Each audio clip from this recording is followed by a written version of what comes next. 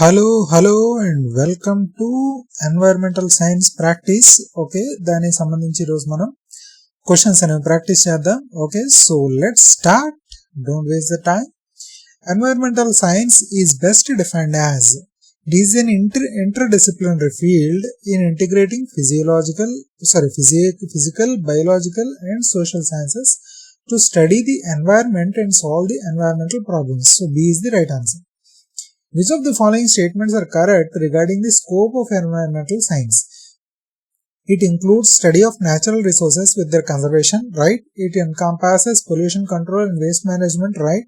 It involves understanding human environment interactions and sustainable development, right? It is limited to laboratory based chemical analysis, not right. So 1, 2, 3 are the right answers. The primary cause of an air pollution from anthropogenic అంటే human అండి. Human కి సంబంధించి చేసేవన్నీ కూడా human sources ని anthropogenic sources అంటారు. So volcanic eruptions కాదు, ఇది ఆంథ్రోపోజెనిక్ కాదు, ఇది natural. Okay, burning fossil fuels ఇది ఆంథ్రోపోజెనిక్. నేచురల్ ఫారెస్ట్ ఫైర్స్, దీని పేరులోనే ఉంది నేచురల్ అని. పోలన్ డిస్పర్సల్ ఇది కూడా natural. So burning fossil fuels is the anthropogenic. Which of the following are the effects of the water pollution? Eutrophication leads to algal blooms. It is a water pollution. Biomagnification of toxins in the food chains. మీకు ఇక్కడ రెండు ఉంటాయండి, biomagnification okay and bio accumulation. So biomagnification కన్నా ముందర bio accumulation అనేది చేద్దాం. ఒక చేప ఉంది. ఓకే, మీరు ఒక వార్మ్ వేసారు, అంటే ఒక పురుగు వేసారు. ఆ పురుగులో 0.1 మిల్లీగ్రాము మెర్క్యూరీ ఉంది. ఓకే, తింది. మళ్ళా అదే రోజునే అదే పురుగు అంతే డోసు ఉన్న ఇంకో పురుగు ఇచ్చారు, తింది. ఇప్పుడు దాంట్లోనే 0.2 మిల్లీగ్రామ్ మెర్క్యూరీ ఉంది. ఓకే, యాక్చువల్గా ఈ కొంతలో కొంత ఇది వేస్ట్ కింద ఎక్స్క్రేటా కింద వెళ్ళిపోతుంది. బట్ మీకు కాన్సెప్ట్ అర్థం అవడం గురించి ఇది ఎక్స్క్రేట్ అవ్వకుండా బాడీలోనే పెరిగిపోతుంది అనే ఎగ్జాంప్షన్ తో చెప్తున్నాను.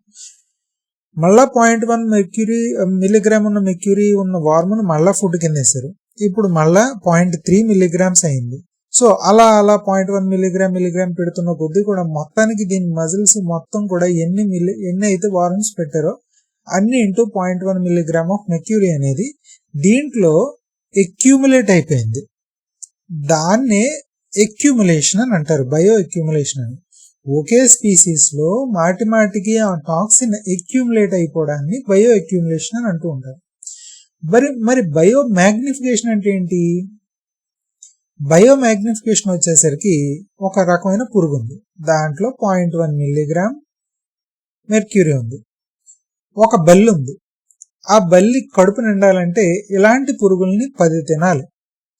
అప్పుడు దాంట్లో 10 into 0.1 మిల్లీగ్రామ్ మెర్క్యూరీ ఉంటుంది ఈ బల్లిలో. ఇప్పుడు ఈ బల్లిని తినే ఒక పక్షులు ఉన్నాయి. ఆ పక్షులను వచ్చేసరికి వాటికి ఇలాంటి బల్లులు 5 బల్లులు కావాల్సి వస్తుంది. సో 5 బల్లులు తినే ఒక పక్షి దాంట్లో 5 మిల్లీగ్రామ్ ఆఫ్ మెర్క్యూరీ పోగుపడుతుంది. ఈ పక్షుల్ని తినే ఇంకో పెద్ద పక్షి ఇంకోటి ఏదో ఉంది, లేకపోతే ఇంకోటి ఏదో జీవి ఉంది.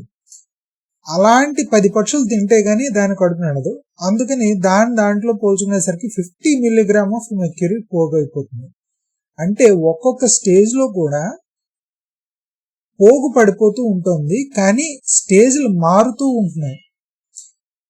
వారమ్స్ లో పోగుపడేదానికన్నా బల్లిలో ఎక్కువ పోగుపడుతుంది టాక్సిన్, ఎందుకంటే బల్లి ఎక్కువ మోతాదులో వీటిని తింటుంది కాబట్టి. బల్లుల్లో పోగుపడేదానికన్నా బల్లుల్ని తినే పక్షుల్లో ఇంకా ఎక్కువగా పోగుపడుతుంది, ఎందుకంటే ఈ బల్లుల్ని ఎక్కువగా తింటాయి కాబట్టి. ఈ పక్షుల్ని పోగుపడేదానికన్నా పక్షుల్ని తినే ఇంకో పెద్ద పక్షిలో ఇంకా పెద్దగా పోగుపడుతుంది. సో ఇలాగ మ్యాగ్నిఫై అవుతూ ఉంటుంది, ఇక్కడి నుంచి ఇక్కడికి అలా డోసు పెరుగుతూ మ్యాగ్నిఫై అవుతూ ఉంటుంది ఫుడ్ చైన్ లోనే. అందుకని దాన్ని బయోమాగ్నిఫికేషన్ అని అంటూ ఉంటారు. So biomagnification of toxins in food chains, right. So ఇప్పుడు నేను మీకు చెప్పింది ల్యాండ్ మీద, సేమ్ వాటర్ దాంట్లో కూడా అవుతుంది. Spread of the water borne diseases like cholera వచ్చేసరికి విబ్రియో కలరా అంటారు, అది ఒక బ్యాక్టీరియం.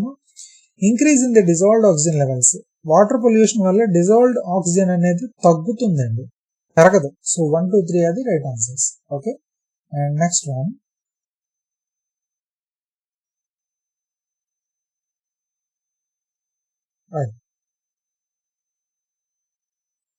నాయిస్ పొల్యూషన్ కి సంబంధించి చెప్పాడు. Noise pollution can cause permanent hearing loss.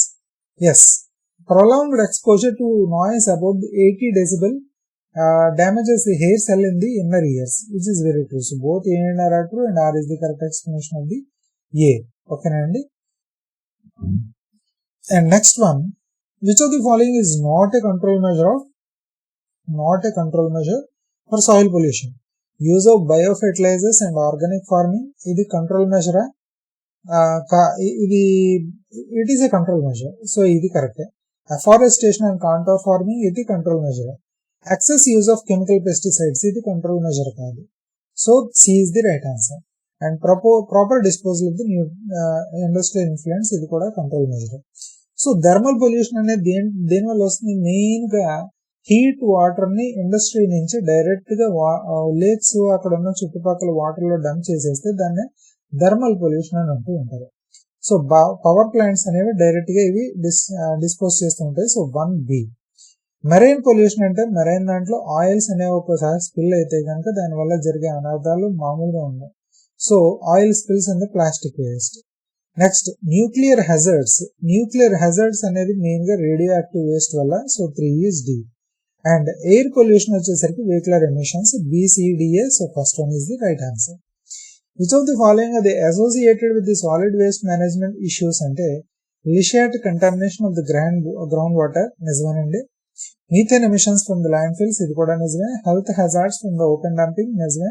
Reduction in soil fertility due to composting వల్ల సాయిల్ ఫెర్టిలిటీ ఇంక్రీజ్ అవుతుంది. సో 1, 2, 3 అది right answers. Soil management, solid waste management లో ఇష్యూస్ ఇది. ఓకేనండి.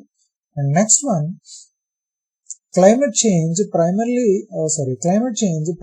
results from enhanced greenhouse effect due to increased CO2 and the other gases. Which of the following natural resources are classified as a non-renewable అంటే they cannot be replenished. ఒక్కసారి వాడేస్తే గనక మళ్ళా వాటిని replenish అవంతరావు, they are gone అంతే. So అటువంటి వాటిలో non renewable వచ్చేసరికి కోల్, పెట్రోలియం, నేచురల్ గ్యాస్, ఇవన్నీ కూడా నాన్ రెన్యూబులే. So 1, 3, 4 are the right answers. Public awareness about the environmental issues is essentially primarily because it encourages individual and community level sustainable practices. Which of the following is correctly matched? Photochemical smog. Photo అంటే ఏంటండి? Light కదండి. So light presence లో కొన్ని రకాల pollutants అనేవి suppose ఇటువంటి నాక్స్ కానీ socks కానీ ఇవన్నీ కూడా కలిసి ఒక రకమైన పొల్యూటెంట్స్ అనేవి మనకి వస్తూ ఉంటాయి. ఓకేనండి. సో అది ఫోటోకెమికల్ స్మాగ్ అని అంటూ ఉంటారు. ఓకేనా. So just minute, how to put on charging. Right. So next classical smog వచ్చేసరికి దీని వల్ల వస్తుంది. క్లాసికల్ స్మాగ్ అనేది వచ్చేసరికి మెయిన్ గా మీకు క్లాసికల్ స్మాగ్ అంటే I think it's mainly of the smoke plus fog. Smog అంటే ఏంటంటేనండి స్మోక్ ప్లస్ ఫాగ్ అంటే వాటర్ వేపర్ అనేది ఫాగ్, స్మోక్ అనేది పర్టికులేట్ మ్యాటర్, నాక్స్ ఉండొచ్చు లేకపోతే కోల్ ఎమిషన్స్ ఇవన్నీ ఉండొచ్చు. సో వీటిలో కరెక్ట్ గా మ్యాచ్ అయింది వచ్చేసరికి first the secondary pollutant formed by the NOx and VOCs. ఈ నాక్స్ వివోసిస్ వాటర్ పొల్యూటెంట్ వాటితో లైట్ రియాక్షన్ కి జోడయ్యి సెకండరీ పొల్యూటెంట్ కింద ఉద్భవిస్తుంది. క్లాసికల్ స్మాగ్ అనేది smoke plus fog, reducing type associated with SO2 and particulate matter plus fog కూడా అండి. ఇది ఆ ఫాగ్ అనేది మిస్ అయింది I think. So 1, 3, 4 okay. PAN is a secondary pollutant, right? Plus fog. So this is also right answer. PAN వచ్చేసరికి peroxy acyl nitrate అంటారు. ఇది primary కాదండి, సెకండరీ పొల్యూటెంట్. ఎందుకంటే కనుక ఈ పెరాక్సీ-అసైల్ నైట్రేట్ అనేది సిరీస్ ఆఫ్ రియాక్షన్స్ వల్ల డెవలప్ అయ్యేది. Next fly ash, it is a particular pollutant from the thermal plants. So 1 to 4 are the right answers. Third one మాత్రం రైట్ కాదు. Okay, and next one, the main cause of the acid rain is emission of the SO2 and NOx forming hydrosulfuric acid and nitric acid. Which of the following statements are the true for ozone layer depletion? Caused mainly by chlorofluorocarbons, leads to increased UVB radiation. UVB radiation and Montreal Protocol 1987 was signed to phase out the ozone depleting substances. It directly causes the global warming. Indirectly and ఇది direct గా కాదు, indirect గా cause చేస్తూ ఉంటుంది global warming కి. అంటే ozone whole బొక్కపడడం వలన first UV radiations అనేవి వస్తూ ఉంటాయి.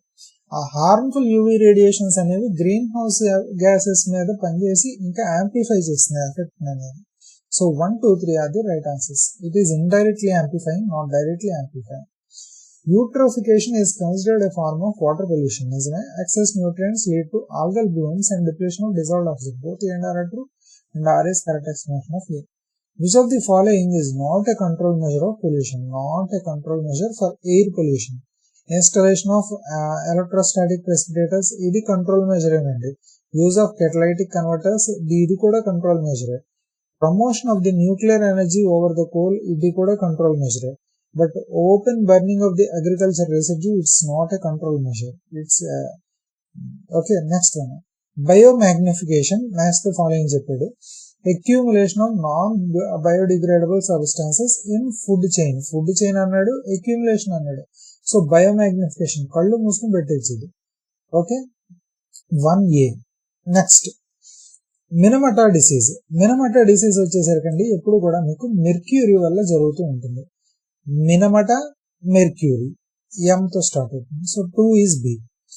అండ్ ఇటాయ్ ఇటాయ్ ఇటాయ్ ఇటాయ్ అంటే నెప్పి, ఇటాయ్ ఇటాయ్ జపనీ భాషలో నెప్పి నెప్పి అని ఉంటుంది. అది కాడ్మియం వల్ల పాయిజన్ వల్ల వచ్చింది కాబట్టి సో ఇటాయ్ ఇటాయ్ డిసీజ్ అని ఉంటుంది. బ్లూ బేబీ సిండ్రోమ్ వచ్చేసరికి ఇది నైట్రేట్ కంటామినేషన్ వల్ల మెథమోగ్లోబినమియా అని కూడా అంటూ ఉంటారు. సో మెయిన్ గా హెమోగ్లోబిన్ దాంట్లోని ఆక్సిజన్ ని డిప్లీట్ చేసి ఈ నైట్రేట్ అనేది అటాచ్ అయిపోవడం వలన ఆక్సిజన్ డెఫిషియన్సీతో బాధపడుతూ బ్లూ బేబీ కింద బ్లూ అయిపోతారు ఆ చైల్డ్ అనేవారు. ఆక్సిజన్ సఫికేషన్, బ్లూ కలర్ వచ్చిందంటే అర్థం ఇది చాలా ప్రాణాంతకం, చాలా ఇబ్బంది పడుతున్నాడు అక్కడ, ఇంకా ప్రాణం పోతున్నాడు. సో అందులో బ్లూ బేబీ సిండ్రోమ్ అని అంటారు. So 1A, 2B, 3C, 4D. ఓకేనండి. And next the 3R principle అంటే రెడ్యూస్, రీయూజ్, రీసైకిల్. ఓకేనండి. సో ఇదే 3R principle. Which of the following is a renewable natural resource? Renewable natural resource అంటే ground water రెన్యూబులే, forest ఇది కూడా రెన్యూబులే, time ఇవ్వాలి దానికి. టైడల్ ఎనర్జీ ఇది కూడా రెన్యూబులే, కోల్ మాత్రం రెన్యూబుల్ కాదు. So 1, 2, 3 are the right answers. Over exploitation of the forest primarily leads to the soil erosion and loss of biodiversity, reduction in the carbon sequestration. So both A and C are the right answers. ఓకేనండి. So ఇక్కడితో మనం ఆపుదాం. Next వీడియోకి మనం మళ్ళీ continue అవుదాం అండి. అంతవరకు ఉందామండి. Tata, bye bye and జై హింద్.